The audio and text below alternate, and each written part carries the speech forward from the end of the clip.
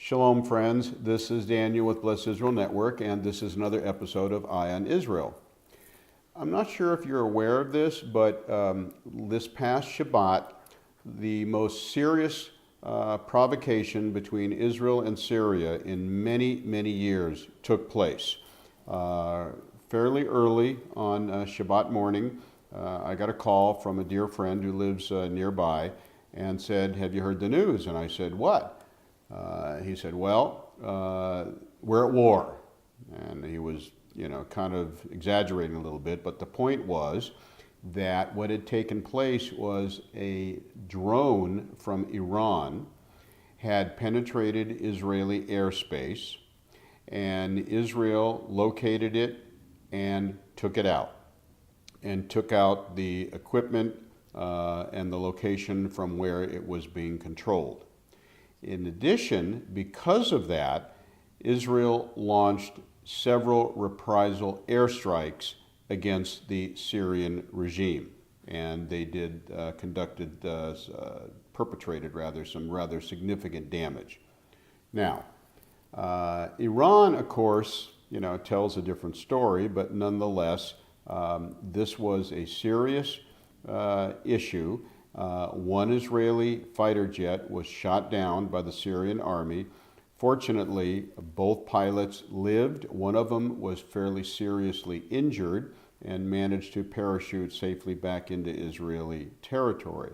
But this was a very serious provocation, the worst that had taken place between Israel and Syria in many, many years. Now, I'm bringing this up because if you didn't know about this, you can look it up in your various news sources and what have you to confirm it took place. And I'm also going to suggest that we have one individual that we can hold responsible and blame for what took place, and that is former President Barack Obama. And you might shake your heads and say, he's been out of office for a while. How can he be affecting what's going on between Syria and Israel? Well, the long tentacles of Barack Obama's very slanted anti-Israel administration are still with us. Let me remind you of just a few things that took place during his administration in order to make my case. It shouldn't be too difficult, but just a few reminders. When he first took office, the very first international leader he called on the phone was, any guesses? None other than Mahmoud Abbas, the president of the Palestinian Authority. Not only was he the first foreign leader that he called, he specifically said to him, "I want you to know you are the first international leader I'm calling," setting the tone for his very anti-Israel administration. Where did he go and make his first international speech? He went to Cairo. And remember, he said he was opening a new era in Islamic relations with the U.S. Cairo. As a matter of fact, within a year of his first term, his anti-Israel tenor was so obvious that a couple of things happened which are unprecedented. Over 50 retired U.S. generals and majors sent a letter to him demanding that he stop treating Israel so poorly and that he treat Israel better. And over 75% of both houses of Congress, the House of Representatives and the Senate, bipartisan, both Democrats and Republicans, sent letters to him demanding that he stop treating Israel so poorly. This had never happened before. In 2010, when Bibi Netanyahu was at the White House, he didn't like some of the things that Bibi said because Bibi was defending Israel's security. So what did Obama do? He walked out on him and let him alone for dinner that night and went and had dinner with Michelle, his wife, and let Bibi go out a side door on his own, basically slapped him in the face. Then on the next visit, Mahmoud Abbas came to the White House. He gets full diplomatic protocol with red carpet and press briefing, the whole 9 yards. When the issue of trying to negotiate a two-state solution came up, Bibi made a decision that he wanted to come and speak to Obama personally. While Bibi was airborne, President Obama stood before a joint session of Congress and demanded that Israel return to the 67 lines. This was a famous speech. And both Democrats and Republicans were so upset with what Obama did, they publicly rebuked him. They made statements to the press distancing themselves from President Obama. Unheard of. Then when Bibi finally arrived and had his chance to speak before a joint session of Congress a few days later, he received nothing less than 30 standing ovations from a bipartisan joint session of Congress. Again, unprecedented, and Congress was attempting to send President Obama a message. We don't like how you're treating our closest, most treasured ally. During Operation Protective Edge in 2014, which is one of several wars Israel has had with Hamas, President Obama threatened to halt U.S. arms sales to Israel. Yes. In 2015, when elections were taking place in Israel, Obama sent an operative named Jeremy Byrd to Israel to set up an office with staff to attempt to sabotage Bibi's effort to get reelected. Incredible. Totally overt meddling into the elections of an ally.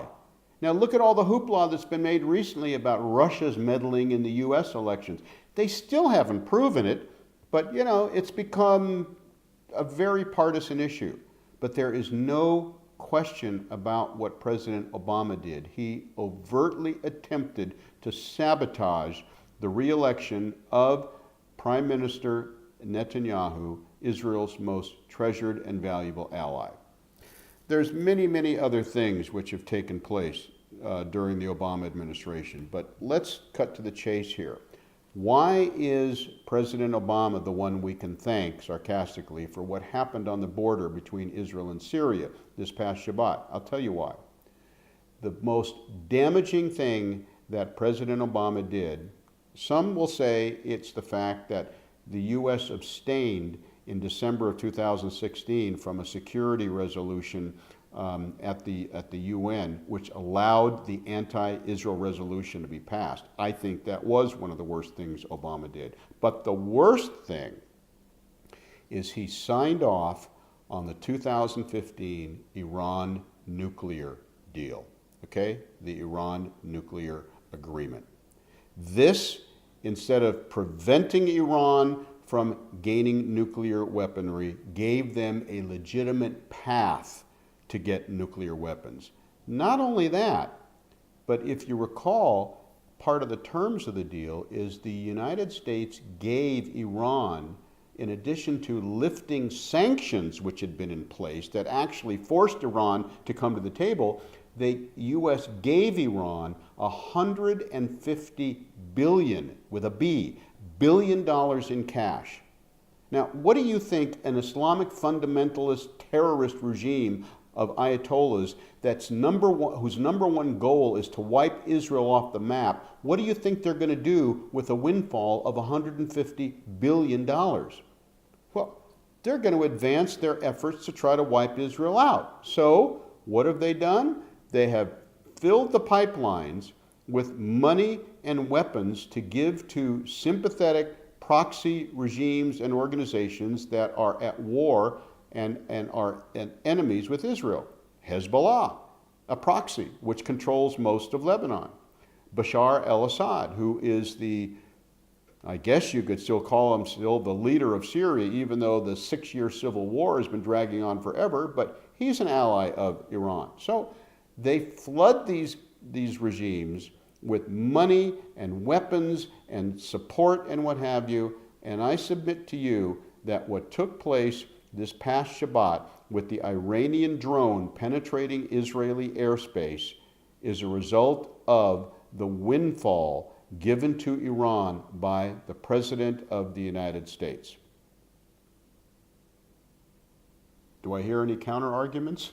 I'm being sarcastic, but I honestly believe that it is the responsibility and the fault of President Obama that we here in Israel are dealing with the incredible military deluge that is going on with Hezbollah and all of the provocations that are happening with Syria. They are getting their money and their weapons and their support from Iran thanks to President Obama. Well, that's it for this message, folks. Feel free to send me your comments if you like. Log on to our website, www.blessisraelnetwork, and please send your comments if you choose. Get on our mailing list, and if this or any of the other messages that we provide for you are blessing you, please feel free to provide a donation. We are 100% dependent on donations from lovely, wonderful people such as yourself. God bless from Israel for now, and keep us in prayer, please.